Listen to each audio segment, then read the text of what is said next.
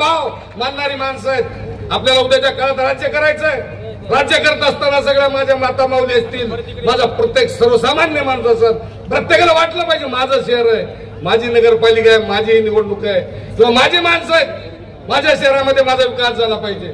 2 वर्षांना पाहतो साहेब, या ठिकाणी नालीचं काम सुरू आहे। नाल्याचं कशासाठी नाल्या बांधतात? नाली कशासाठी बांधायची असते की आपल्या घरातलं पाणी नालीत गेलं पाहिजे आणि ती नदीला गेलं पाहिजे। या ठिकाणी नाली ह्याच्यासाठी बांधकाम आहे सुरू आहे की घरात नालीतलं पाणी घरात गेलं पाहिजे आणि लोकांचे लहान मोठे संसार उद्ध्वस्त करण्याचं काम या भारतीय जनता पार्टीच्या नेत्याने केलेलं आहे।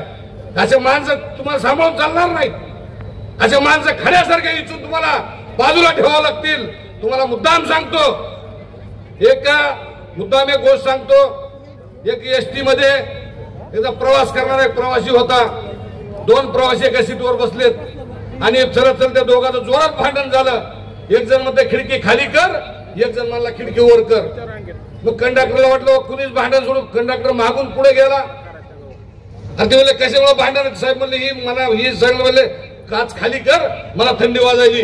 दुसरं काय म्हणलं काच वरी कर, मला गरमायलंय। आणि ह्याच्यासाठी भांडण सुरू आहे। तिथं मग कंडक्टर मला इथं एक शहाणा माणूस नाही का डाटा सर सारखा की वो एक भांडण इथलं इथं मिटलं असतं। साहेब दुसरा तिथं एक माणूस बाजूचा शेजारी गाठा सर म्हणले की ज्या खिडकीला काचच नाही ती खाली केली काय आणि वरी केली काय? कशासाठी भांडण आहे? इथं कुणाचंही काही भांडण नाही।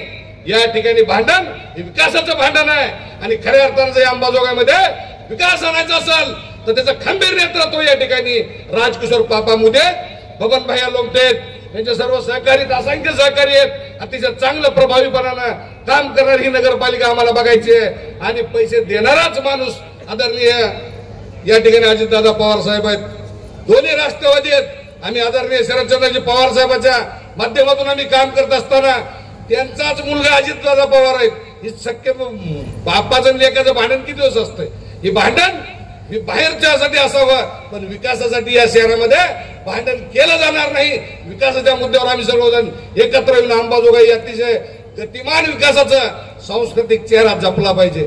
आमचा चेहरा सुंदर आहे, तुम्ही बाजूचे चेहरे बघा आणि अंबाजोगाईचा चेहरा बघा। इथं कुठलाही कुणावरही अन्याय केला जात नाही, कुणालाही अनावश्यक हाणामारी केली जात नाही, कुणाला उद्ध्वस्त केला जात नाही आणि सर्व जाती धर्माला घेऊन चालणारा शहर ही कायम या शहराची परंपरा कायम असावी म्हणून येणाऱ्या 2 तारखेला आपण जे 26ला जे चिन्ह मिळाल ते आज राजकिशोर पापा मुदे आणि आमचे 31 नगरसेवक अतिशय प्रचंड मताने या ठिकाणी या शहरात निवडून येणारच।